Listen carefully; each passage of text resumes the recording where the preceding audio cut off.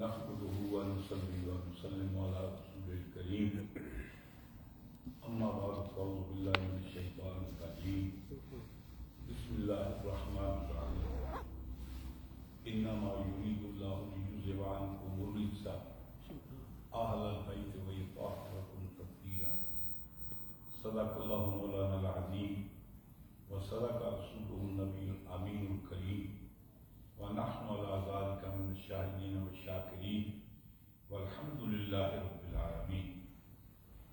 حمد و صلوات کے بعد سبھی حضرات سرکار دو عالم صلی اللہ علیہ وسلم کی بارگاہ میں اور آپ کے اہل بیت اطہار کی بارگاہ میں ہدیہ درود و سلام پیش کریں۔ السلام علیکم یا سیدی یا رسول اللہ وعلیکم السلام یا صلاۃ و سلام وعلى آلك وأصحابك يا رحمة الله۔ حمد و صلوات کے بعد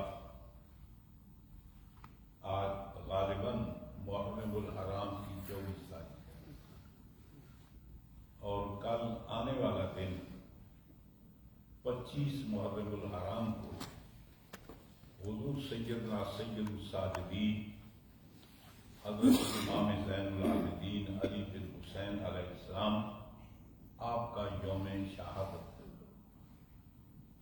مناسب معلوم ہوتا ہے کہ آپ کی بارگاہ میں جو ہمارے پاس وقت ہے خراج عقیدت پیش کیا جائے۔ اس میں بہت سارے عنوانات ہیں، ظاہر ہے کہ سب عنوانات کا گہراؤ ہونا تو مشکل ہے، کوشش کروں گا۔ پہلی بات یہ ہے کہ ائمہ اہل بیت میں سے آپ چوتھے امام ہیں۔ یہ اور بات ہے، اہل تشیع کے ہاں امامت کا تصور اور ہے، اہل سنت کے ہاں امامت کا تصور اور ہے، لیکن اثنا عشری جن 12 اماموں کو امام مانتے ہیں، اہل سنت کے بھی سارے حضرات ان کو امام مانتے ہیں۔ ان کی امامت کی نوعیت میں فرق ہے، لیکن امام وہ بھی مانتے ہیں، امام ہم بھی مانتے ہیں۔ اور چنانچہ ہمارے جتنے سلاسل کے بزرگ ہیں، حضرت مجدد صاحب نے بڑی تفصیل کے ساتھ ذکر کیا، انہی کے خانوادے کے شاہ غلام علی صاحب انہوں نے بھی اس کا ذکر کیا، قاضی ثناء اللہ پانی پتی نے بھی ذکر کیا، حضرت مرزا مدر جان جانا نے بھی ذکر کیا، حتیٰ کہ اسماعیل دیلوی نے بھی اپنی کتاب منصب امامت میں اس کا ذکر کیا۔ یوں سمجھیے کہ یہ وہ ہیں کہ تمام خانوادہ چشت، خانوادہ قادری، جتنے سلاسل ہیں، سب اس بات پر اتفاق کرتے ہیں کہ یہ 12 امام یہ ہمارے دین کے امام ہیں۔ ان ائمہ کرام میں چوتھے امام حضرت سیدنا حضرت امام زین العابدین، جن کا نام تو علی ہے، علی بن حسین، لیکن آپ کے بہت سارے القاب ہیں، زین العابدین، سید سجاد، ذکی، امین، بہت سارے آپ کے خطابات ہیں۔ اور اتفاق کی بات کہیے کہ شیعوں کے ہاں جتنے بھی امامت کے معاملے میں اختلافات ہیں، ماں سوائے ایک گروپ کے باقی سب کا اس بات پر اتفاق ہے کہ حضرت امام زین العابدین وہ ائمہ اہل بیت میں سے چوتھے امام ہیں،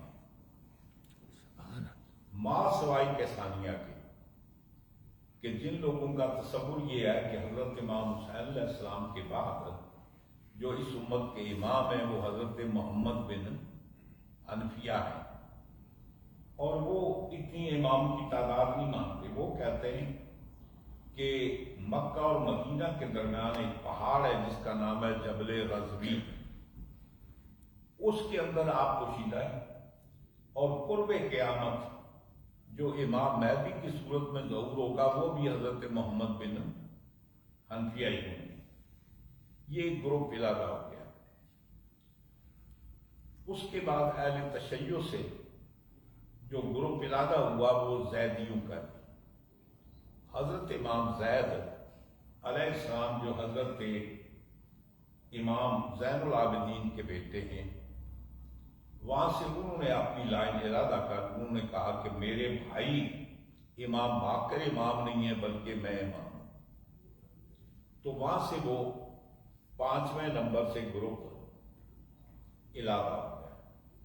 آگے چلتے ہیں، پھر سیدنا حضرت امام جعفر صادق علیہ السلام کے بعد پھر آگے اہل تشیع کے ہاں امامت کے بنیادی 2 گروپ ہو گئے۔ ایک تو گروپ ہوا ہے جو حضرت امام جعفر صادق علیہ السلام کے بعد حضرت امام موسیٰ کاظم علیہ السلام کو امام مانتے ہیں، اور ایک گروپ ہوا ہے جو حضرت امام جعفر صادق علیہ السلام کے بڑے بیٹے حضرت امام اسماعیل کو وہ امام مانتے ہیں۔ اسی بنیاد پر آج بھی ان کا نام کیا ہے؟ آغا خانی بھی کہتے ہیں اور اسماعیلی بھی کہتے ہیں۔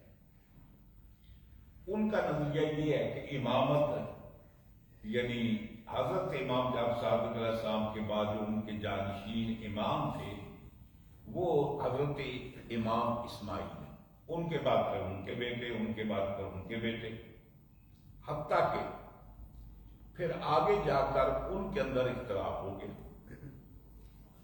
ایک ان میں گروپ وہ تھا جو 20ویں امام یا 21ویں امام پر جا کر رک کے انہوں نے کہا بس یہیں تک امامت ہے، اب قیامت کے قرب جو امام مہدی کی صورت میں تشریف لائیں گے وہ یہ امام ہے محمد مختوم، یہاں تک وہ متفق تھے۔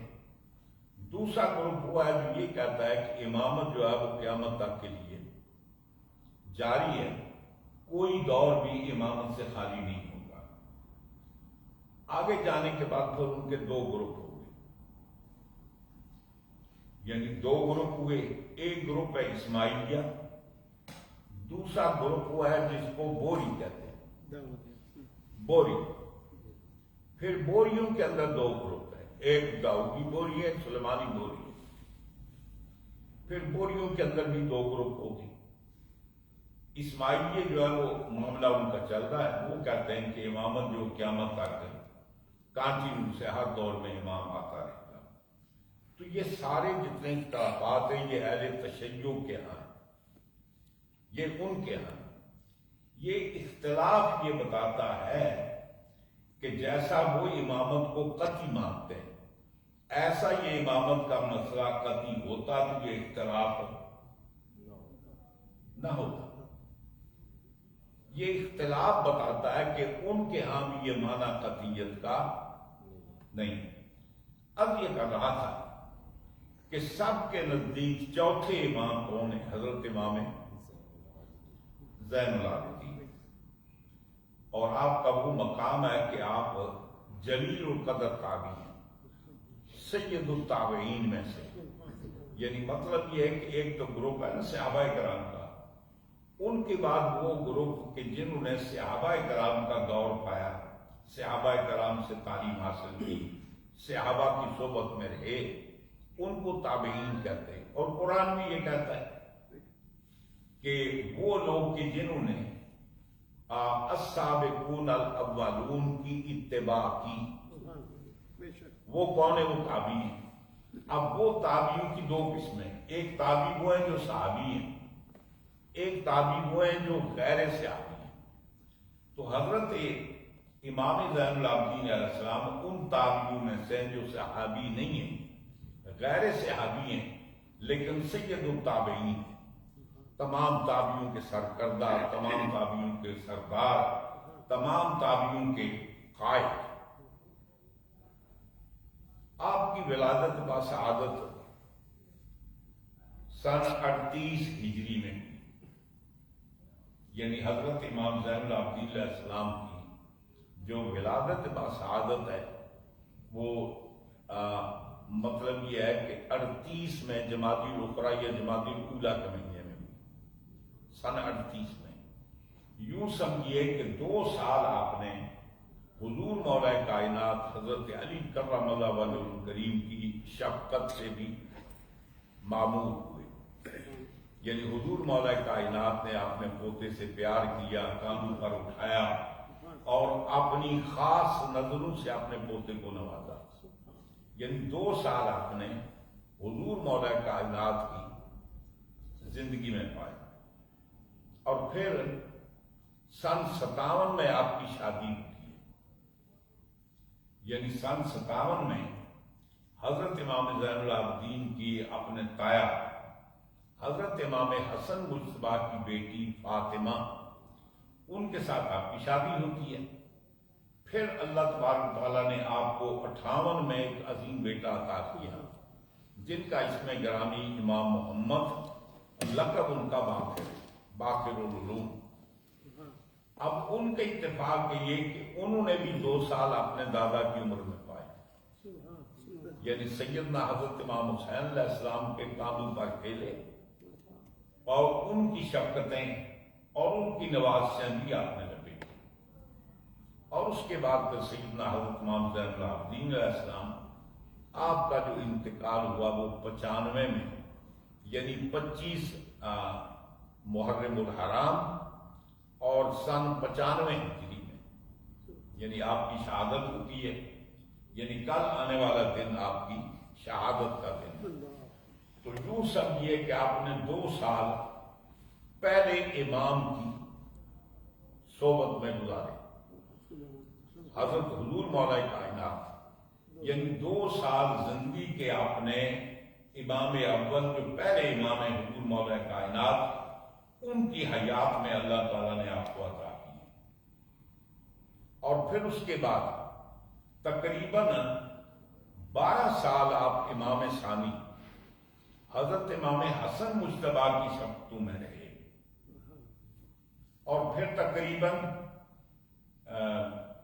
22 سال، 22.5 سال اپنے والد گرامی کی خدمت میں، ان کی شفقتوں میں، ان کے زیر سایہ آپ نے گزارے، اور وہاں سے لے کر سن 61 سے لے کر سن 95 تک یہ عرصہ آپ کی اپنی امامت کا عرصہ ہے، جب حضرت امام حسین علیہ السلام نے آپ کو امامت کا تاج آپ کے ساتھ پر پہنایا، آپ کو اپنا جانشین مقرر کیا، یا تو اختلاف کی گنجائش نہیں ہے کہ آپ کے اور جو شہزادے تھے، حضرت علی اکبر وہ بھی میدان کربلا میں شہید ہو گئے، آپ کے صاحبزادے عبداللہ جن کا لقب ہے علی اصغر وہ بھی میدان کربلا میں شہید ہو گئے، آپ کے بیٹے تھے جعفر، اور وہ امام علی مقام کی زندگی میں بچپنے میں ان کا انتقال ہو گیا تھا، یعنی ٹوٹل اللہ تعالیٰ نے جو آپ کو اولاد سے نوازا، بیٹے عطا کیے،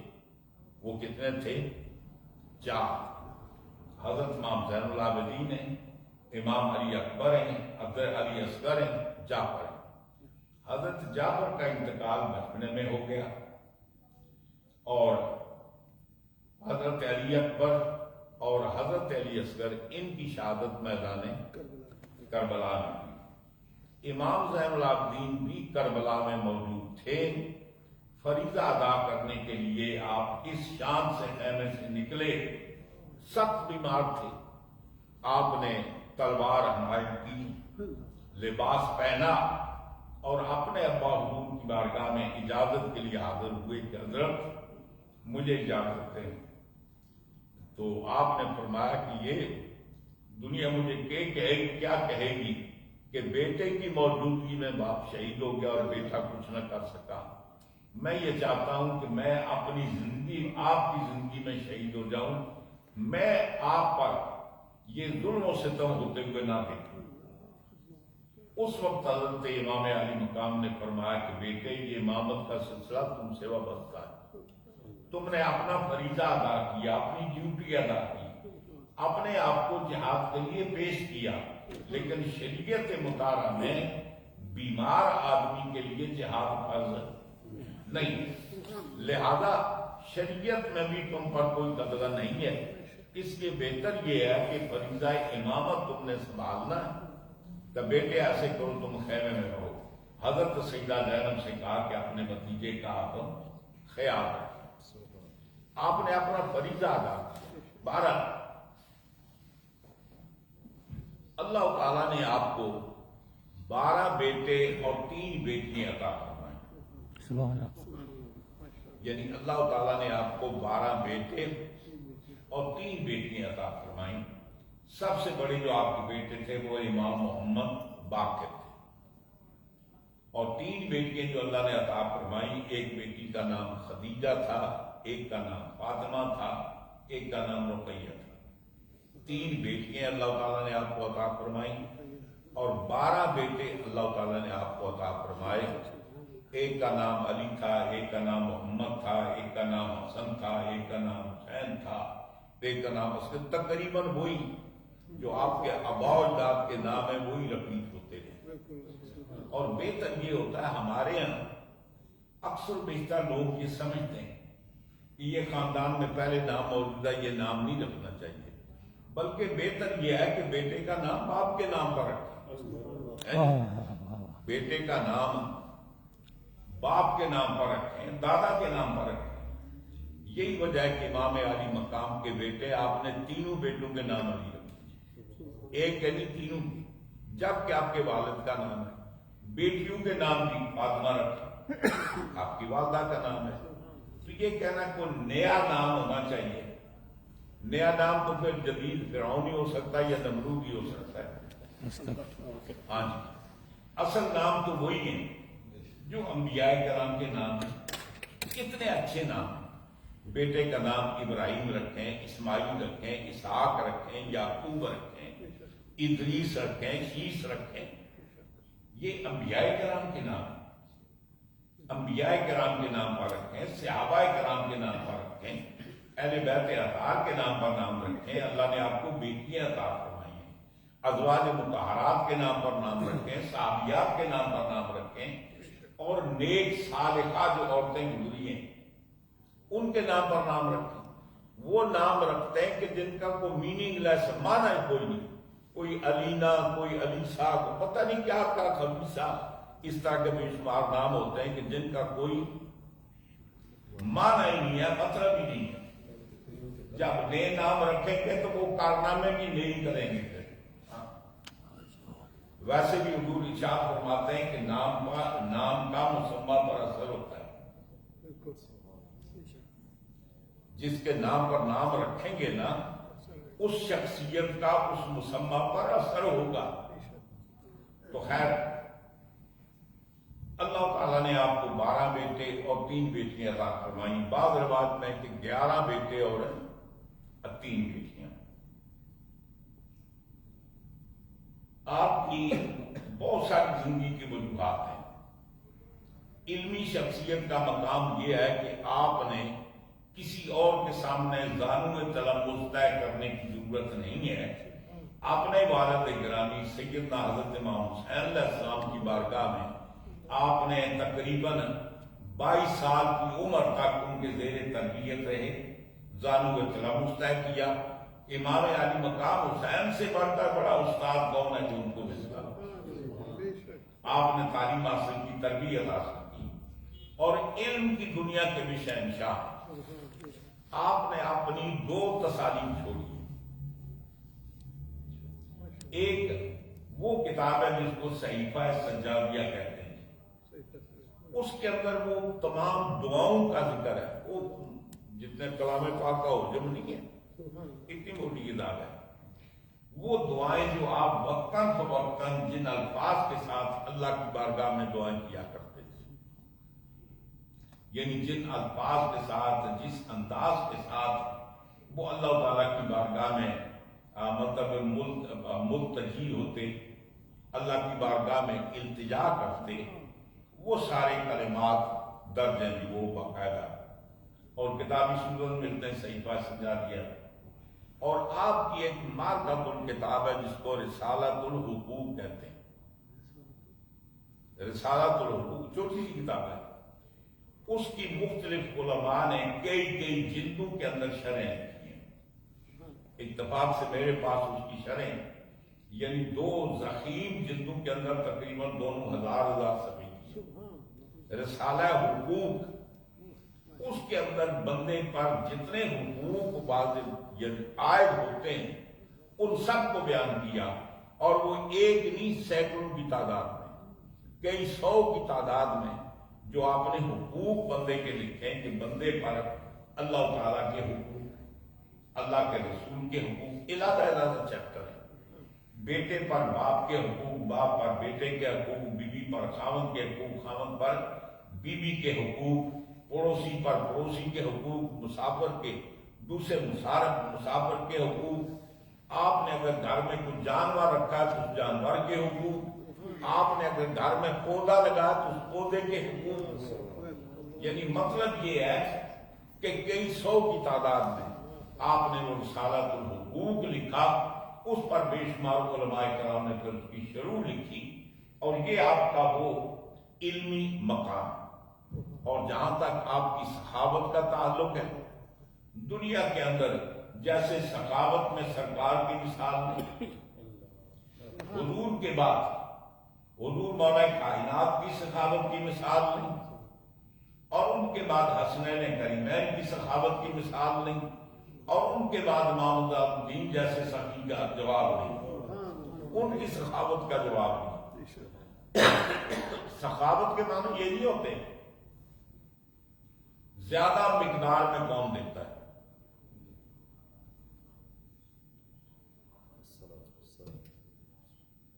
سخاوت اتنی آپ جاتی فلاں نے اتنے ہزار دیا، اتنے لاکھ دیا، نہیں۔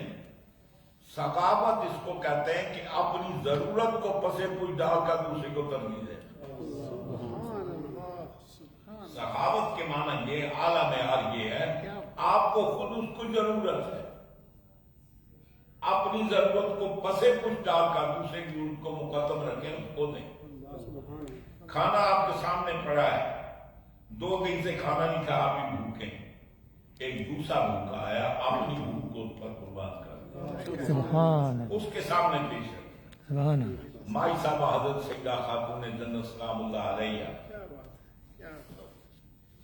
آپ یہ قمیص تھی، پیوند لگا لگا کر، پیوند لگا لگا کر، پیوند لگا لگا کر، دیکھنے سے یہ نہیں پتا چلتا تھا کہ ایکچوئل جب پہلی بار آپ نے یہ قمیص سلائی تو وہ کس کپڑے کی تھی، اللہ، یعنی پیوند در پیوند، پیوند در پیوند۔ جب وہ پیوند لگانے کے قابل نہ رہی تو آپ نے کنیز کو حضرت فضا کو پیسے دیے کہ ایسے کرو، کو معمولی سا کپڑا لے کر ایک قمیص سلا کر لے آؤ۔ اب یہ جو قمیص ہے اس سے کما کو ستر پوشی نہیں ہوتی، اب پیوند کاری کی بھی گنجائش نہیں۔ اب پہلے دن کنیز نئی قمیص سلا کر لائی، اسی دن دروازے پر ایک آپ نے کہا کہ ابھی رکھو، کل جمعے کا دن ہے، میں یہ چاہتی ہوں کہ نئی قمیص میں جمعے کے دن پہنو، جمعے کی نماز ادا کرو۔ کنیز نے رکھ دی، اسی لمحے ایک سائلہ آئی، دروازے پر دستک دی اور آواز دینے لگی کہ آپ کے پاس تو کپڑا ہے تو مجھے دے دیں، میری قمیص پھٹ گئی۔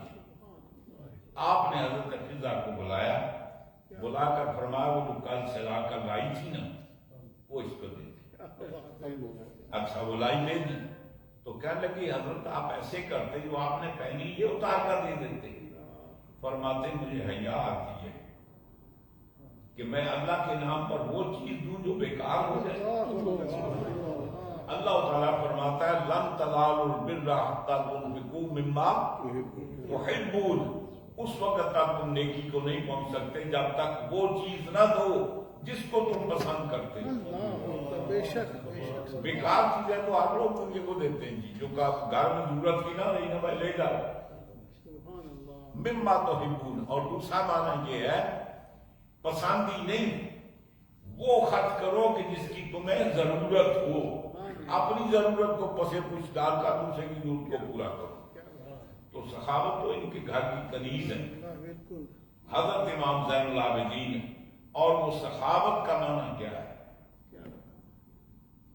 آپ کی عادت شرکا یہ تھی۔ اب ایک اور آپ کو بات بتائیں کہ جس دور میں حضور تشریف لائے دنیا کے اندر جہاں بہت ساری خرابیاں تھیں نا، اس معاشرے کے اندر، اس ماحول کے اندر، ان میں سب سے بڑی خرابی تھی یہ غلامی کی۔ غلامی کا اس قدر کثرت سے رواج تھا، یہ جس کو سلیوری کہتے ہیں، کثرت سے رواج یہ تھا، حتیٰ کہ جو غریب آدمی ہوتا نا اس کے پاس بھی 2-4 غلام ہوتے، اور اس وقت غلاموں کی حیثیت یہ مرغے مرغیاں اور بکریوں بھیڑوں کی طرح تھی۔ مثال کے طور پر کوئی آدمی غریب ہوتا ہے تو ضرورت کے لیے کیا کرتے ہیں؟ گھر میں مرغیاں پالتے ہیں، ان کے انڈے بیچ کر گزارا کرتے ہیں، جب ان کے بچے ہوتے ہیں تو وہ بیچ کر گزارا کرتے ہیں، بھیڑ بکریاں پالتے ہیں۔ نتیجہ یہ ہوتا ہے کہ پھر ان کی جب آگے بچے ہوتے ہیں تو منڈی میں بیچ کر آپ کی گزاروں کا چلتی ہے۔ اس دور میں انسان کی حیثیت یہ تھی جو بھیڑ بکریوں کی ہے۔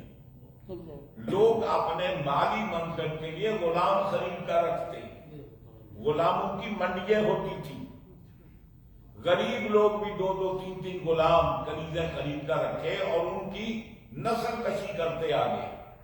نسل کشی یعنی ایک غلام کنیز کی شادی کرا دی، اب وہ تو غلام ہے ہی، ان کے جو بچے وہ بھی غلام ہیں، اب ان کی شادی کرا دی، وہ بھی آگے غلام ہیں۔ یعنی اس قدر یہ برائی اس معاشرے کے اندر تھی کہ انسانیت کی قدر ہی نہیں تھی۔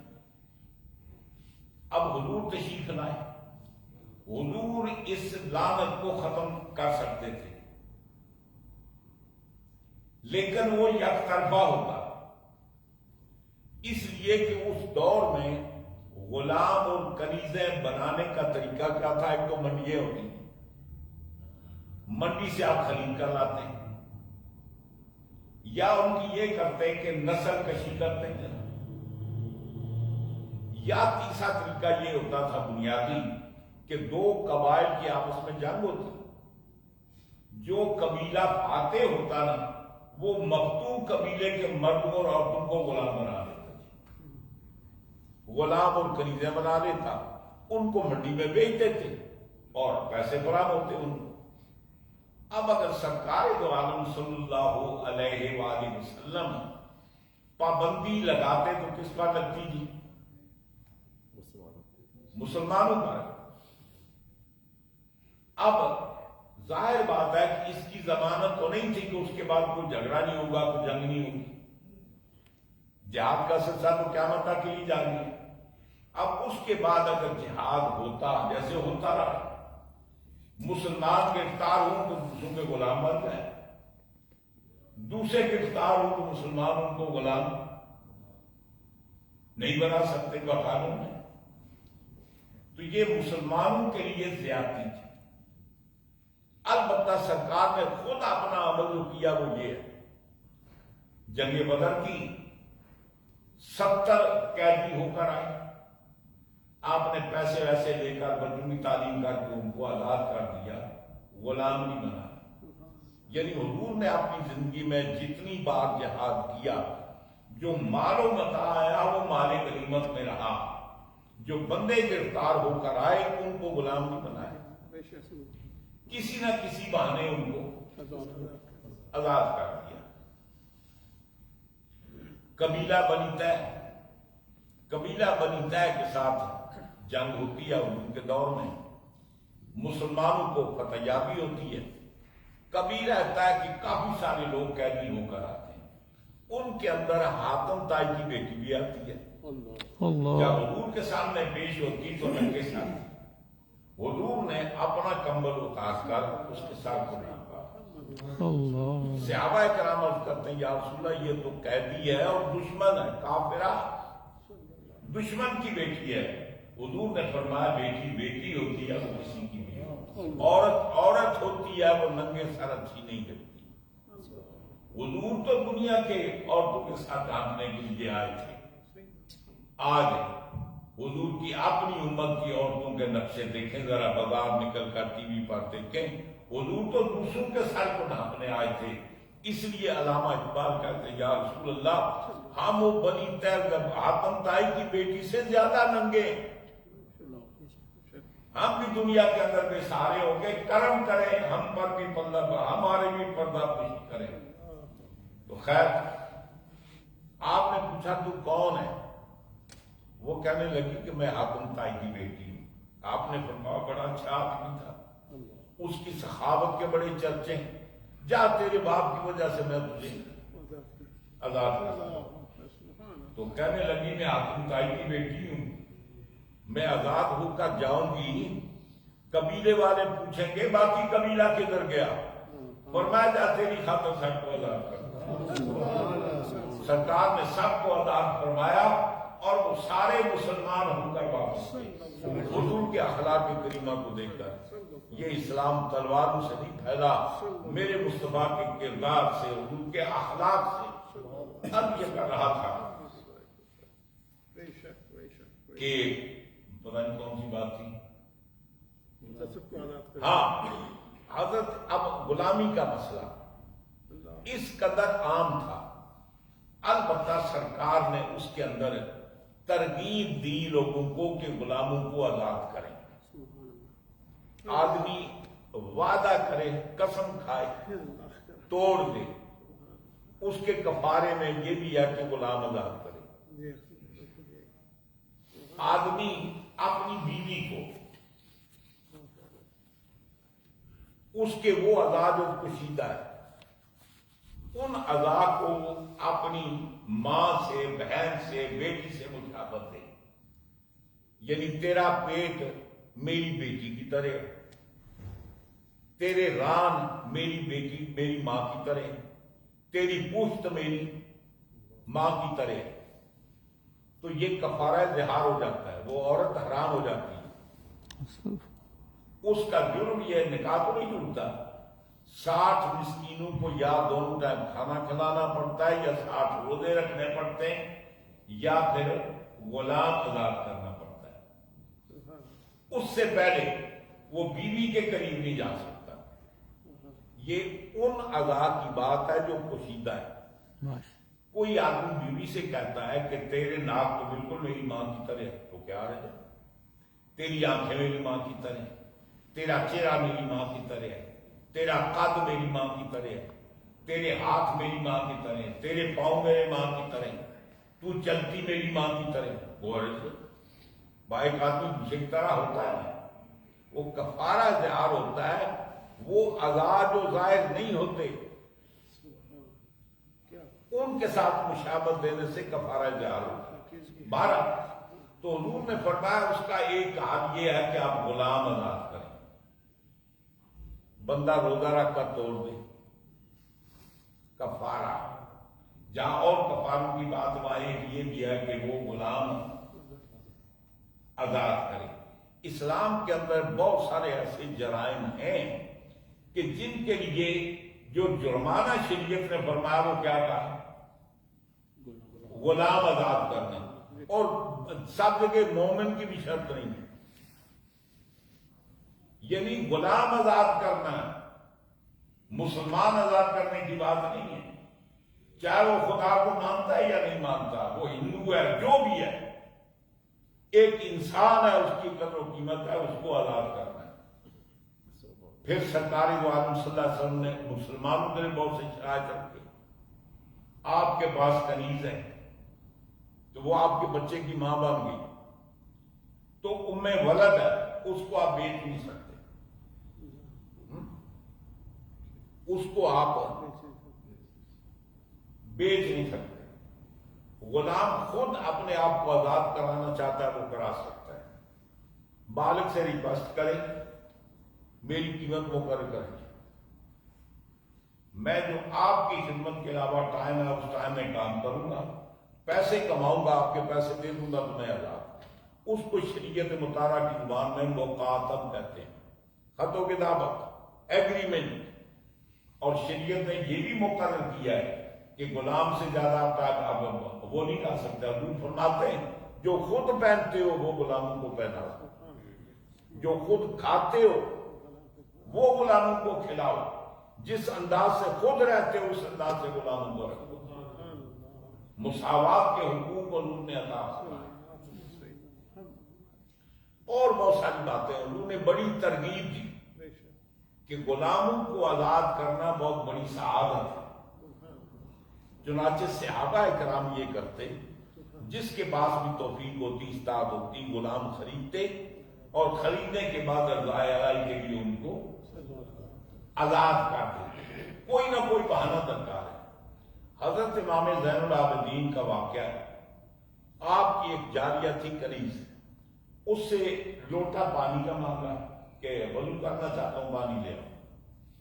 وہ پانی لے کر آئی، اتفاق اوپر سے آ رہی تھی، اس کے ہاتھ سے لوٹا چھوٹ گیا، آپ کے سر انور پر لگا اور کچھ زخم بھی آئے.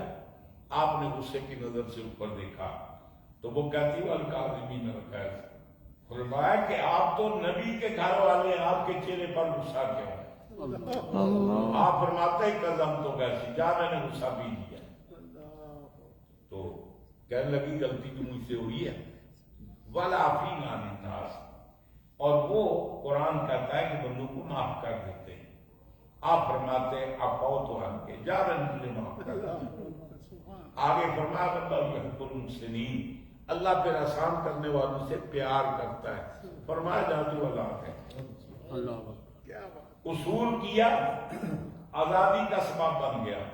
اور آپ کی عادت شریفہ یہ تھی، رمضان کے مہینے میں جو آپ کے غلام ہوتے ہیں جتنے، ان سب کو جمع کرتے. جمع کرنے کے بعد اگر کسی نے کوئی غلطی کی ہوتی، ایسی ہوتی، تو ان سے توبہ کرواتے. بس تم نے فلاں موقع پر نماز نہیں پڑھی تھی، فلاں کام غلط کیا، توبہ کرو. ان سے توبہ کرواتے.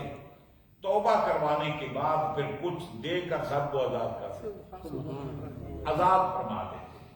پھر جب رمضان کے بعد ہوتا ہے تو پھر نئے غلام آپ حاصل کرتے، خریدتے. اور وہ خدمت کرانے کے لیے نہیں، آزاد کرنے کے لیے. بس اسی وقت خرید کر کون آزاد کرو. فرمایا نہیں، تربیت کرنا چاہتا ہوں کہ اس لیے آج غلام ہیں، جب میرے گھر سے آزاد ہو کر جائیں تو یہ غلام نہ کہلائیں، یہ لوگوں کے معلم بن کر جائیں. اور بے شمار آپ دیکھیں صحابہ کرام میں ایسے حضرات ہیں جو غلام تھے، غلامی سے آزاد ہوئے اور اس کے بعد امت کے معلم بن کر، سردار بن کر جاتے. تو آپ کا یہ نہیں تھا معاملہ کہ جب آزاد ہی کرنا ہے تو خرید کر آزاد کر دو، پھر سال بھر غلام رکھنے کیا ضرورت ہے. ان کے حقوق ادا کرتے، لوگوں کو بتاتے، ان کی تربیت کرتے اور سال کے بعد پھر ان کو آزاد کر دیتے. حضرت امام زین العابدین علیہ السلام نے اپنی زندگی میں تقریباً 1,00,000 سے زائد غلام آزاد کیے، جو کسی صحابی کی، کسی بزرگ کی تاریخ میں یہ بات نہیں آتی. یعنی اپنی زندگی میں 1,00,000 سے زائد غلام آزاد کیے اور مع رضا الہی کے. آپ کی سخاوت کا یہ عالم ہے. اور آپ خود اس کو دیکھ لیں کہ آپ کی زندگی میں پتہ نہیں چلا، جب آپ کا وصال ہو گیا تو گھر والوں کو بھی جب پتہ چلا اور شہر والوں کو بھی جب پتہ چلا. حضور فرماتے ہیں اللہ کی یاد اونچی پڑھیے. الصلاة والسلام علیکم یا سیدی یا رسول اللہ وعلی آلہ وصحبہ یا سیدی. اللہ کی راہ میں خرچ کریں، اس ہاتھ سے دیں، دوسرے ہاتھ کو خبر نہ ہو. اس لیے نہ خبر ہوگی، نہ ریاکاری ہوگی، نہ شو ہوگا. اور اسی لیے رب تعالیٰ ارشاد فرماتا ہے روزے کے بارے میں، الصوم لی وانا اجزی بہ، روزہ میرے لیے، اب روزے کی جزا میں دوں گا. کیا آپ باقی نمازوں کی جزا کو اور دے سکتے؟ تو وہ بھی تو وہی دے گا. اور ایک روایت ہے کہ الصوم لی وانا اجزی بہ، روزہ میرے لیے، روزے کی جزا میں خود ہوں. فرمایا کہ نمازی کو جنت ملے گی، حاجی کو جنت ملے گی، زکات دینے والوں کو جنت ملے گی، مجاہدین کو جنت ملے گی، اور روزے داروں کو نہ ملے گی. اتنی بڑی بات کیوں؟ اس لیے نماز میں ریاکاری ہو سکتی ہے، حج میں ریاکاری ہو سکتی ہے، یہ صدقہ و خیرات میں ریاکاری ہو سکتی ہے، جہاد اندر تو ہوتا نہیں، میدان کارزار میں ہوتا ہے، ریاکاری ہو سکتی ہے۔ روزہ ایک ایسا بیڑا جس میں ریاکاری نہیں ہو سکتی۔ وہ بندہ پوے کار اندر وار کے تو پورا رات کے کھا کے بھی آ گیا، پانی بھی پی کے آ گیا، لوگوں نے پتا لگا کہ روزہ رکھا یہ وہ صرف بندے اور خدا کے درمیان۔ تو حضور فرماتے ہیں اس ہاتھ سے دو سے آپ کو خبر نہ ہو تاکہ ریاکاری سے بچو۔ حضرت امام زین العابدین اللہ تعالیٰ کا دیا ہوا اللہ کا کرم تھا، آپ یہ کرتے کہ پورے مدینہ پاک میں آپ کو معلوم تھا جتنے گھر ان کو کس چیز کی ضرورت ہے، کھانے کی ضرورت ہے، ضرورت مند ہے، کاروبار نہیں ہے، آپ یہ کرتے کہ روزانہ رات کو 100 سے زیادہ ایسے خاندان تھے کہ خفیہ طور پر جن کے گھروں کے دروازوں کے سامنے رات کو جا کر ان کی ہر ضرورت کی چیزیں رکھاتے۔ اب مثال کے طور پر ان کے دروازے پر رکھا نا، اب کل ایک دوسرا گروپ ہے اس کی باری ہے، اب ان کے 2-4 دن گزر جائیں گے اس کے دروازے پر رکھا۔ اب پورے اہل مدینہ کو پتا نہیں تھا کہ یہ پتا نہیں کرتا کون، جب صبح اٹھتے ہیں تو ہماری ہر ضرورت کی چیز دروازے پر پڑی ہوتی ہے، پتا نہیں یہ کون کرتا ہے، گھر والوں کو بھی پتا نہیں تھا۔ جب آپ کی شہادت ہو جاتی ہے، آپ کے بیٹے حضرت امام محمد باقر آپ کو غسل دیتے ہیں تو آپ کی پیٹھ مبارک دیکھتے ہیں وہ سیاہ ہو چکی ہے، داغ پڑے ہوئے۔ جب پتا چلا کہ وہ راتوں کو ان کو پتا چلا کہ یہ پشت کے اوپر داغ اس کے لیے کہ راتوں کو یہ سامان اٹھا اٹھا کر لوگوں کے گھروں تک پہنچاتے ہیں، اور جب دوسرے دن لوگوں کے گھروں پر کچھ نہ پہنچا تو ان کو پتا چلا کہ یہ ہمارے رزق دینے والا، ہماری مدد کرنے والا کوئی اور نہیں تھا، امام زین العابدین تھے، وہ سید السجادین، سید الاسقیادین۔ یہ آپ کی سخاوت کا عالم ہے، اور اپنوں میں نہیں دشمنوں کو بھی عطا کرتے۔ حضرت علامہ عبد الحلیم المستشار انہوں نے کتاب لکھی حضرت امام جعفر صادق علیہ السلام کی سوانح حیات پر، اس میں ایک واقعہ لکھتے ہیں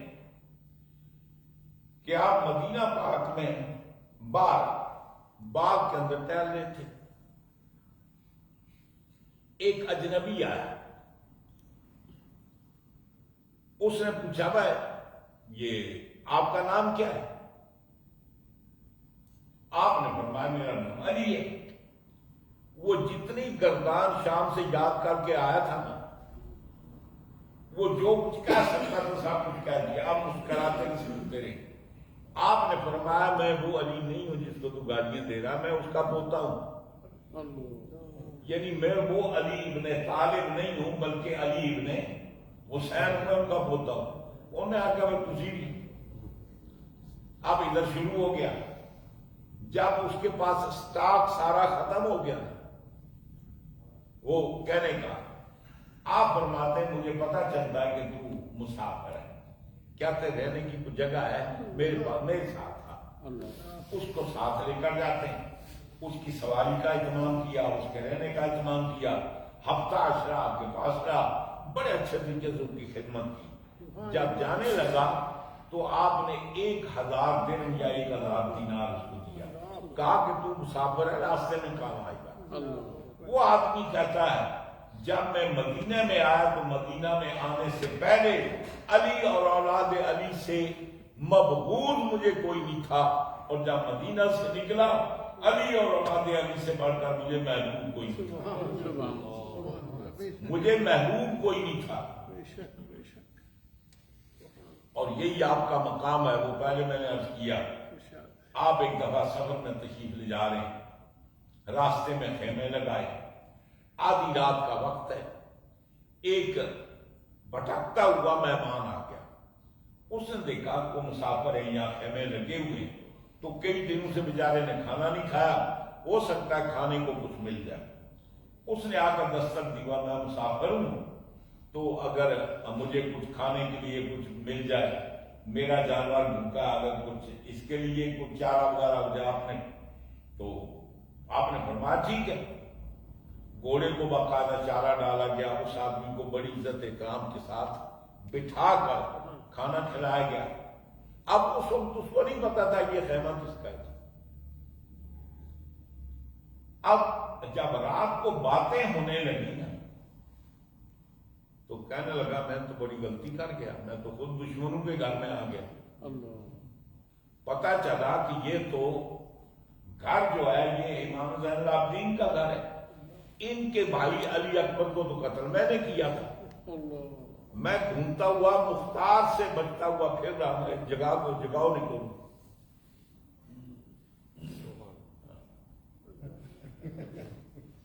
نعرے تکبیر، نعرے رسالت، نعرے حیدری۔ وہ کہتے ہیں نا تسکین کتنی وابستہ ہے تیرے نام کے ساتھ، نیند کانوں پہ بھی آ جاتی ہے، آرام بھی سو جاتے ہیں، بعض بندے بستریاں پہ بھی نیند نہیں آتی۔ بارہ اب رات کو اس کو پتا چل گیا میں کچھ دشمنوں کے خیمے میں آ گیا، تو کہیں مجھے پکڑ کر پہلے تو مختار سے بھاگتا ہوا پھر رہا ہوں، تو کہیں یہی مجھے پکڑ کر ساتھ قلم نہ کر دیں۔ کہنے لگا بہتر یہی ہے کہ راتوں رات اندھیرے میں نکل چلے۔ اس نے کسی غلام کو دستک دی، کہا کہ بھائی میں جانا چاہتا ہوں، بڑا ضروری کام ہے، اگر میرا گھوڑا مجھے مل جائے۔ وہ خادم جو تھا وہ دوڑا ہوا حضرت امام زین العابدین کے پاس آیا کہ جی وہ رات کا مسافر جو ہے وہ اجازت چاہتا ہے۔ آپ نے فرمایا اس کو بلاؤ، تو بلا کر پوچھتے ہیں کیوں بھائی، تمہیں کوئی ہماری طرف سے کوئی کمی نظر آئی، کیوں جانا چاہتے ہو اس وقت؟ وہ بتانے لگا نہیں میرا کچھ کام وام ہے، ضروری ہے۔ آپ نے اس کی معذرت کو قبول کیا اور مسافر ہوتے ہوئے 1000 درہم دیا۔ فرمایا اس وقت ہمارے پاس اتنا ہی کہ ہم راستے میں، اگر مدینے میں آیا ہوتا نا تو تجھے بہت دیتے، تو یہ آپ نے صبر کے لیے قبول کر۔ اس کے چہرے کی رنگت بحال اور گلشن کا اتنا من کو نہیں چاہتا، تو جاتے ہوئے کہتا ہے کہ حضرت آپ نے مجھے پہچانا ہے؟ حضرت امام زین العابدین فرماتے ہیں کہ علی اکبر کے قاتل کو کون بھول سکتا ہے؟ فرق یہ ہے اس وقت ہم تمہارے مہمان تھے، آج تم میرے مہمان ہو، یہ ہم میں اور تم میں فرق ہے۔ میں نے تجھے پہلی آواز میں پہچان لیا تھا تو کون ہے۔ تو اصل بات یہ ہے، اور کیا بتاؤں جناب، صبر کا کوہ گرام جو اللہ تعالیٰ نے ان کو علم دیا، علم کے ساتھ اللہ تعالیٰ نے جو علم دیا، حوصلہ دیا، وہ بھی میں سمجھتا ہوں کہ کسی کے پاس نہیں۔ حتیٰ کہ جب حضرت امام حسن مجتبیٰ شہید ہو گئے تھے تو مروان جیسا خبیث آدمی رو رہا تھا،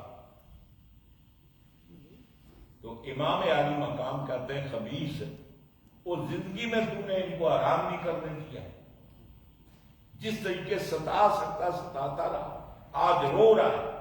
اس نے کہا یہ جو سامنے آپ کو پہاڑ نظر آ رہا ہے یہ حسن کے مقابلے میں بہت چھوٹا ہے، یہ کوہ گران جو اللہ تعالیٰ نے ان کو حوصلہ ضبط دیا ہے یہ اس پہاڑ سے زیادہ ہے۔ تو بات یہ ہے کہ جو اللہ تعالیٰ نے ان کو ضبط اور حوصلہ عطا فرمایا نا، یہ اللہ تعالیٰ کی خاص عظمت ہے۔ بے شک بے شک بے شک۔ آپ جتنی آپ کی عمر تھی تقریباً 55 57 سال آپ کی عمر بنتی ہے، جو تقریباً 57 سال آپ نے عمر پائی اور واقع کربلا کے بعد، یعنی مطلب یہ ہے کہ آپ کی جو عمر مبارکہ ہے تقریباً 35-36 سال، اس عمر میں ساری عمر آپ روتے گئے۔ وہ منظر جب آپ کے سامنے آتا نا والد کا سامنے کی نوک پر دیکھ رہے ہیں، اپنی مخدرات اسلام کو بے پردہ کبھی کسی دربار میں کسی دربار میں جب ان کو دیکھتے، وہ منظر دیکھتے تو آنکھوں کے سامنے آ جاتا اور آپ روتے رہتے، گریا کرتے، حتیٰ کہ تاریخوں کے اندر موجود ہے کہ آپ کی آنکھوں کا پانی ختم ہو گیا، جب روتے تو خون بہتا، اللہ جب کبھی روتے نا تو خون بہتا۔ ایک بار آپ کے بیٹے حضرت امام محمد باقر عرض کرتے ہیں، ابا جان ساری زندگی گزر گئی، کبھی آپ کو مسکراتے نہیں دیکھا، کبھی آپ کو ہنستے نہیں دیکھا، ہم ترس گئے کہ مسکراتے ہوئے آپ کیسے لگتے ہیں، ہنستے ہوئے آپ کیسے لگتے ہیں، ابا جان کبھی آپ کو مسکراتے نہیں دیکھا۔ آپ فرماتے ہیں، بیٹے باقر جو ان آنکھوں نے دیکھا ہے اگر تو دیکھ لیتا تو سوال لگا۔ میں نے اپنے معصوم بھائی علی اصغر میں کیل کو دیکھا، میں نے اس میدان میں علی اکبر جیسے بہادر کو تڑپتے ہوئے دیکھا، فرمایا کہ اس میدان میں آبا و اجداد کی لاشوں پر گھوڑوں کو دوڑتے دیکھا۔ بیٹے میں نے اپنے ابا حضور کے سر کو نیزے پر دیکھا، اپنی مخدرات بہنوں کو، فیملی کو بے پردہ دیکھا۔ اے بیٹے اگر تو نے دیکھا ہوتا تو اسے سوال نہ کرتا، تو نہ دیدی آج من دیدار، تو نے وہ نہیں دیکھا جو میں نے دیکھا ہے، اگر دیکھا ہوتا تو سوال نہ کرتا۔ تو فرمایا کہ ایسے غم ہوتے ساری زندگی روتے رہے، آؤ بکا کرتے رہے، حتیٰ کہ آنکھوں میں پانی ختم ہو گیا، جب بھی روتے تو خون بہتا۔ ایک دفعہ آپ مدینہ پاک میں مسجد نبوی کے دروازے پر کھڑے، ایک قصاب کو دیکھا جی، وہ ایک بکرے کی سیڑھی لے کر جا رہا ہے، آپ نے اس کو بلایا، بلا کر پوچھتے ہیں، جو ہی آپ نے اس کے ہاتھ میں سر دیکھا نا بکرے کا، تو آپ کے سامنے وہ کربلا کا منظر وہ سامنے چھا گیا۔ قریب بلا کر پوچھا، ایک بات بتا، تو نے جب اس کے حلق پر چھری چلائی تھی اس کو چارہ کھلایا تھا یا نہیں؟ اس نے کہا حضرت میں پیٹ پر چارہ بکتا ہے۔ فرمایا چھری پھیرنے سے پہلے تو نے اس کو پانی پلایا تھا یا نہیں؟ فرمایا کہ میں نے پانی پلایا تھا۔ آپ کی ایک آہ نکلی، کہتے مولا تیری شان کے قربان دنیا سے بکرا جائے تو پیاسا نہ جائے، اور کوثر و تسنیم کے مالک جائیں تو پانی کا قطرہ تک نصیب نہ ہوگا۔ مولا یہ تیری مرضی ہے، میں شکوہ نہیں کرتا، میں تیری رضا پر راضی ہوں۔ وہ کوہ ہرا صبر کا پہاڑ اور عبادت کا یہ عالم ہے، عبادت کا یہ عالم ہے، اتنے بڑا مقام اور مرتبہ ہونے کے باوجود جب آپ نماز کے لیے وضو کریے اٹھتے نا، آپ کا رنگ پیلا زرد ہو جاتا، یوں پتا چلتا کہ پورے جسم کا خون ختم ہو گیا۔ لوگ پوچھتے حضرت ایک بات بتائیں، جب بھی کبھی آپ وضو کے لیے پانی منگاتے ہیں، نماز کے لیے وضو کرتے ہیں، یوں پتا چلتا کہ آپ کے جسم میں خون ہے نہیں، اس کی وجہ کیا ہے؟ تو آپ فرماتے ہیں تمہیں نہیں پتا میں کس کی بارگاہ میں آنے کی تیاری کرتا ہوں، میں وضو کر کے تمہیں پتا ہے کس کی بارگاہ میں حاضر ہونا چاہتا ہوں، اس بارگاہ میں حاضر ہونا چاہتا ہوں کہ جس سے خوف سے میری یہ کیفیت ہوتی ہے۔ اور پھر نماز پڑھنے کا عالم کیا ہے؟ ایک دفعہ آپ سفر میں جا رہے ہیں، کسی وجہ سے خیمے میں آگ لگ گئی، شعلے بھڑ گئے، ساتھی آئے، پانی لے کر آئے، جو بندوبست لے کر آئے وہ آگ بجھائی۔ حضرت امام زین العابدین خیمے کے اندر نماز پڑھ رہے تھے۔ اب جب آگ بجھا چکے، یہ کافی دیر کے بعد نماز سے فارغ ہوئے تو کہنے لگے حضرت آج تو غضب ہو گیا، آپ کے خیمے کو آگ لگی، بڑی مشکل سے بجھائی۔ تو فرماتے نہیں مجھے نہیں پتا، مجھے تم پتا میں تو اللہ کی بارگاہ میں کھڑا ہوں۔ اور یہی وہ بات ہے، جبریل علیہ السلام جو آئے نا، حدیث جبریل ہے، چوتھا سوال یہ کیا تھا کہ مل احسان ہو یا رسول اللہ، اے اللہ کے نبی بتائیں احسان کیا ہے؟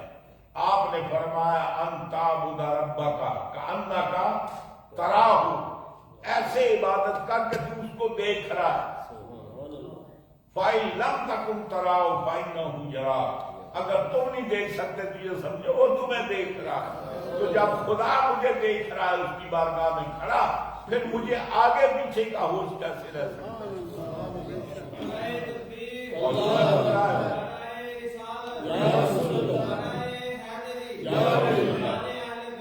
ماشاء اللہ جلسہ ختم ہونے کے بعد مارا مارو تو زیادہ چنگی لگے۔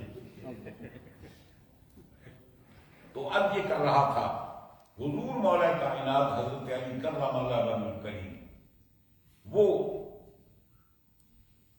سرکار دو عالم صلی اللہ علیہ وآلہ وسلم کے بعد علامہ اشباہی رحمۃ اللہ علیہ، ان کی کتاب ہے المستطرف لکل فن مستظرف، اس کے اندر وہ لکھتے ہیں کہ سرکار کی ذات کے بعد سب سے زیادہ اللہ کی عبادت کرنے والی حضرت خاتون جنت تھی۔ کان عابد الناس بعد رسول اللہ صلی اللہ علیہ وسلم، حضور کی ذات کے بعد سب سے زیادہ اس دنیا میں جو عبادت گزار تھی وہ حضرت خاتون جنت تھی، اور حضرت خاتون جنت کے بعد سب سے زیادہ اللہ کی عبادت گزار مولا کائنات۔ اور حالت یہ ہے کہ جب اللہ تعالیٰ کی بارگاہ میں کھڑے ہوتے تو جسم ریشم کی طرح موم کی طرح پگھل جاتے ہیں، اور جب میدان کارزار میں ہوتے تو فولاد سے زیادہ ڈر۔ اور غالباً مولا کائنات ہی کے بارے میں علامہ اقبال نے کہا، اور وہ پتہ نہیں رب میں حق و باطل تو فولاد ہے مومن، اگر حق و باطل کا مقابلہ تو پھر مومن فولاد ہے۔ اور جب کبھی آپ کو تیر لگتا تو تیر نکلتا نہیں تھا، آپ فرماتے ہیں اللہ کی بارگاہ میں کھڑا ہوتا تو نکال لیں۔ جب نیت باندھ کر اللہ کی بارگاہ میں کھڑے ہوتے تو وہ جسم جو فولاد سے زیادہ سخت تھا وہ ریشم سے زیادہ نرم ہو جاتا، آسانی کے ساتھ خنجر کو نکال لیتے۔ پوچھتے کہ آپ نے نکال لیا ہے؟ صاحب کہتے کہ ہم نے نکال لیا، فرماتے مجھے پتہ بھی نہیں چلا۔ وہ مولا کائنات فرماتے ہیں الہی عبدک لا سیتا کا، آپ کے اشارے اللہ کی بارگاہ میں عرض کرتے ہیں الہی عبدک لا سیتا کا، اے اللہ تیری بارگاہ میں تیرا گناہگار بندہ ہے، مقرا بذنوب وقد دعاکا، اپنی غلطیوں کا اعتراف کرتا ہے اور تجھے اپنی فریاد کے لیے بلاتا ہے۔ وہ یہ تو ایک گھر ہے کہ جہاں سے دنیا نے عبادت سیکھی، عبادت کیسے کی جاتی ہے، عبادت کا حق کیا ہے، یہ اس خاندان سے سیکھی۔ تو میں یہ عرض کر رہا تھا کہ آپ کی وہ جب وہ دیکھا نا اس کو، آپ فرماتے ہیں کہ مجھے تو پتہ ہی نہیں چلا کہ بھئی آگ کب لگی اور کیا ہوا۔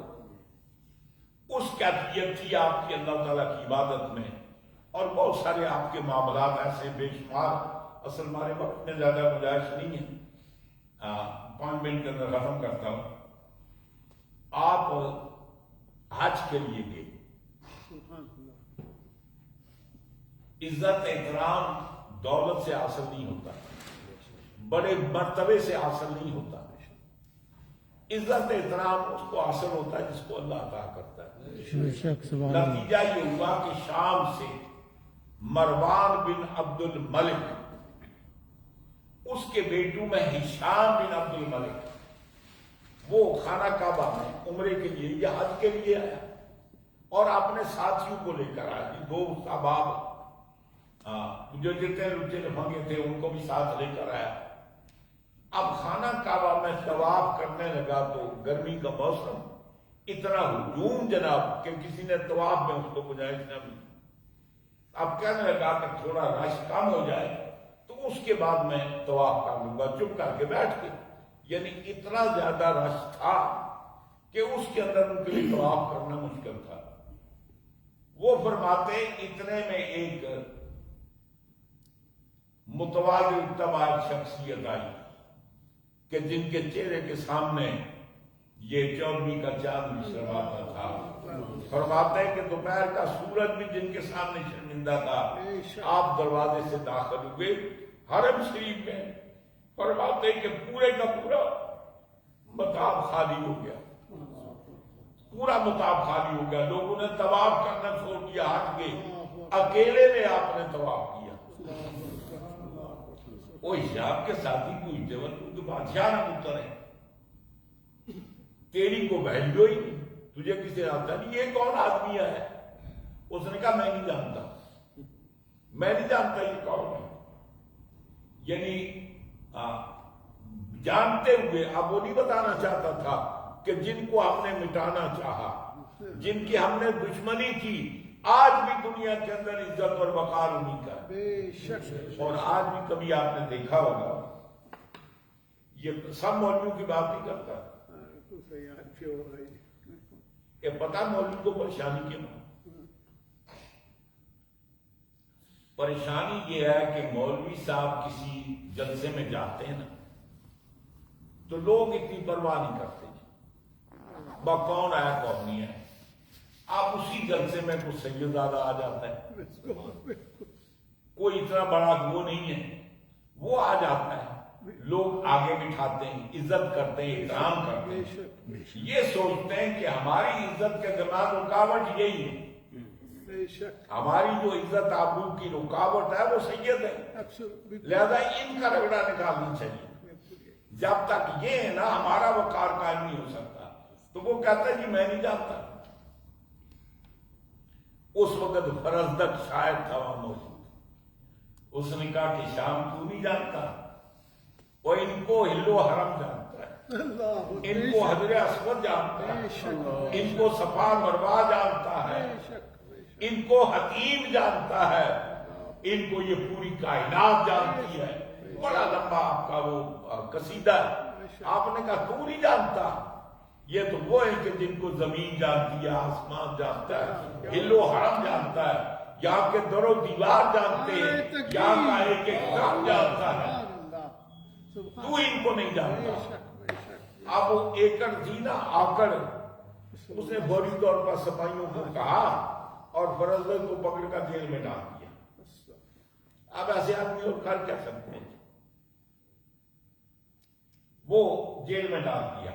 حضرت امام زین العابدین کو پتا چلا، آپ نے 12,000 درہم اس کو بھیجے. اس دور میں جو جیل میں ہوتے تھے ان کو اپنا کھانا کھانا پڑتا تھا، سرکاری طور پر کھانا نہیں دیتا، بند تو کیا جاتا، سرکاری کھانا نہیں. کھانا وغیرہ وہ اپنا بندوبست کرتے. وہ کلام پاک نہیں، وہ یوتنون مسکینا و یتیمن و اسیرا، قیدیوں کو کھانے نہیں ملتے تھے، قیدیوں کو کھانے کا اپنا اہتمام کرنا پڑتا. آپ نے یہ کیا کہ 12,000 درہم اس کو دیا. بس تجھ پر ظلم ہوا ہے اور میری وجہ سے. فرزدق نے سارے پیسے واپس کر دیے. اس نے کہا لوگوں کی مدح خوانی کر کے بڑے پیسے کمائے، آج میں نے صرف اللہ کے رضا کے لیے جو کچھ کیا میں آپ کا نذرانہ قبول نہیں کرتا. تو امام زین العابدین فرماتے ہیں ہم بھی سید اہل بیت ہیں، ہم جس کو دے دے پھر واپس نہیں لیتے. تو مطلب یہ ہے سخاوت کے شہنشاہ بادشاہ اور آپ کا حوصلہ اور آپ کا ضبط. اور ایک بار حضرت حسن بن حسن مصنع، وہ امام حسن کے بیٹے تھے، یہ امام حسین کے بیٹے، وہ ان کے بہلوئی تھے، یہ ان کے بہلوئی تھے. وہ ناراضگی تھی، وہ آئے اور انہوں نے آ کر بہت کچھ ان کو کہا، بہت کچھ کہا جی، جتنا کہہ سکتے تھے. جب سٹاک ختم ہوا نا تو پھر وہ واپس چلے گئے۔ حضرت امام زین العابدین ان کے پاس شام کو چل کر جاتے ہیں، فرماتے ہیں آپ نے میرے لیے جو کچھ فرمایا نا، اگر وہ صحیح ہے تو میں بھی توبہ کرتا ہوں، آپ بھی میرے لیے دعا کریں۔ یعنی جو کچھ آپ نے مجھے کہا ہے، اگر وہ واقعہ عیب میرے اندر موجود ہے تو میں توبہ کرتا ہوں، آپ بھی دعا کریں۔ اور اگر وہ بات میرے اندر نہیں ہے تو میں آپ کو معاف کرتا ہوں۔ یعنی اگر وہ میرے اندر نہیں ہے تو میں آپ کو معاف کرتا ہوں۔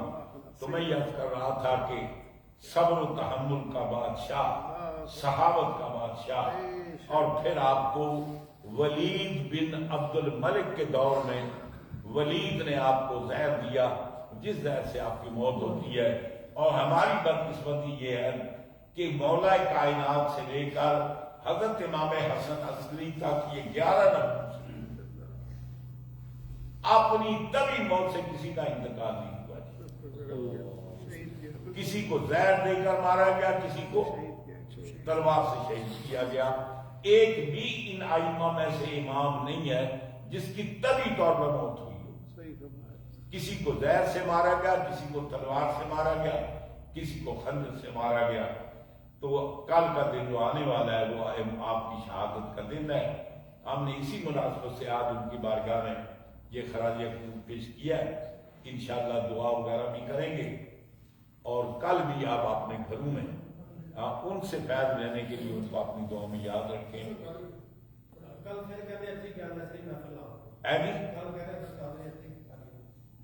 نہیں، روز روز خطاب تو نہیں ہوتا نا، کل تو کلاس ابھی پڑھا ہے ہم نے۔ ہاں